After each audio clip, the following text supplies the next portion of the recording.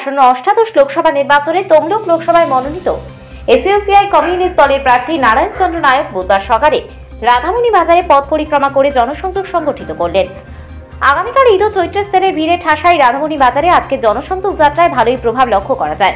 সকাল 10টা থেকে ঘণ্টা দুয়েক প্রচার। বাজারে ক্রেতা বিক্রেতা সহ সর্বস্তরের জনসাধারণের সঙ্গে আলাপচারিতায় রত ছিলেন নারায়ণবাবু।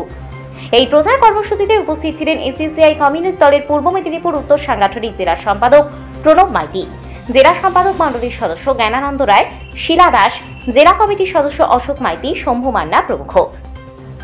কেন্দ্র ও রাজ্য সরকারের নানান জনবিরোধী নীতির বিরুদ্ধে এবং মূল্যবৃদ্ধি দুর্নীতির প্রতিবাদে ও এলাকার জল নিকাশি ব্যবস্থা খাল সংস্কারের দাবিতে এবারে লোকসভার প্রার্থী প্রচার চালাচ্ছেন তমলুক লোকসভা কেন্দ্র জুড়ে।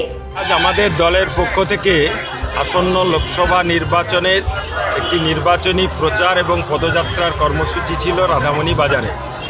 সেই উপলক্ষে আজকে রাধামণি বাজারে আমরা পদযাত্রার মধ্য দিয়ে আমাদের ওই কর্মসূচি পালন করলাম এবং আমাদের দলের নির্বাচন সম্পর্কিত বক্তব্য আমরা তুলে ধরলাম।